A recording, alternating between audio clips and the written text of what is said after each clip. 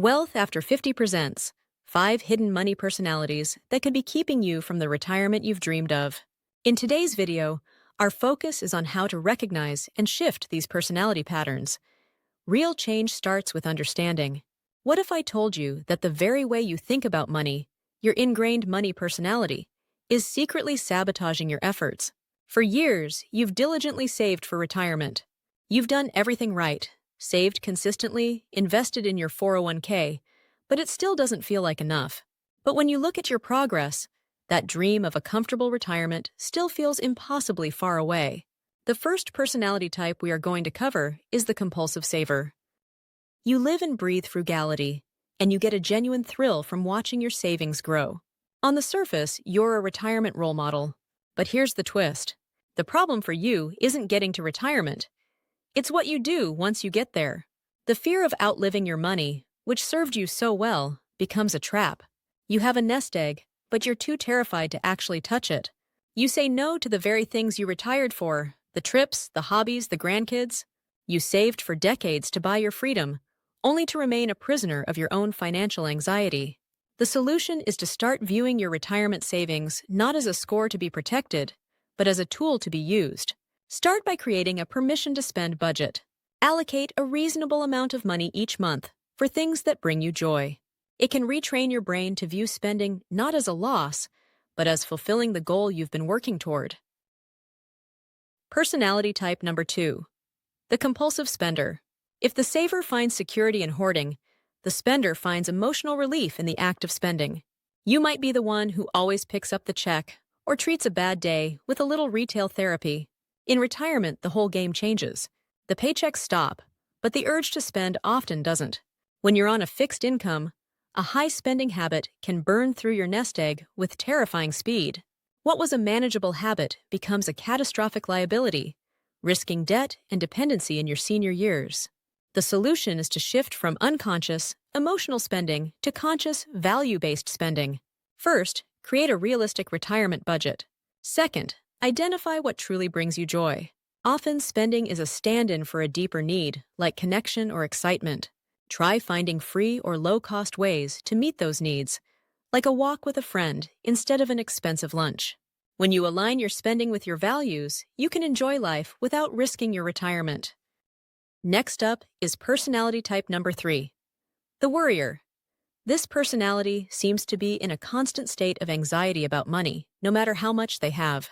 They usually read every financial headline and are painfully aware of everything that could possibly go wrong.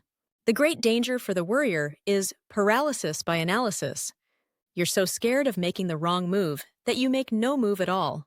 You might leave your life savings in a low-yield savings account because you're terrified of stock market swings, letting inflation quietly eat away at your money's value. This inaction is a decision in itself, and it's usually a costly one. One option is to take the emotion out of dealing with money by automating where possible. You can do this by setting up automatic transfers to your investment accounts to take emotion out of the process. A powerful step for this personality is to talk to a financial advisor. They act as a behavioral coach, providing a rational, outside perspective and a clear plan to help you move forward. Our fourth personality is the gambler, who isn't driven by fear, but by the thrill of the win. You're drawn to high-risk, high-reward plays, always looking for that one big score that will set you up for life. The problem is, this isn't an investing strategy. It's like buying a lottery ticket.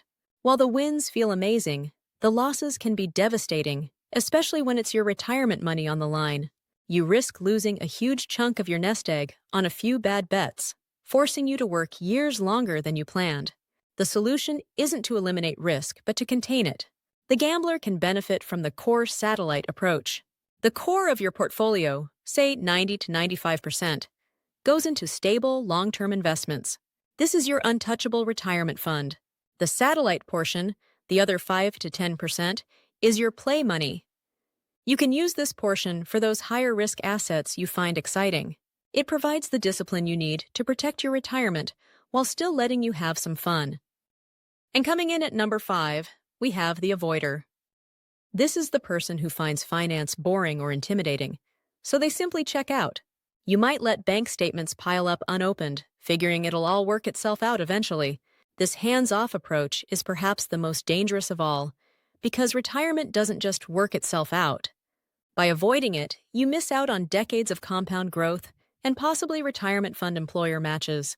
Avoiders are at the highest risk of hitting their 60s with next to nothing. The problem isn't one bad decision. It's the slow, crushing weight of many non-decisions. For the avoider, the solution is to start small. The goal isn't to become a financial wizard overnight. It's just to take the first step.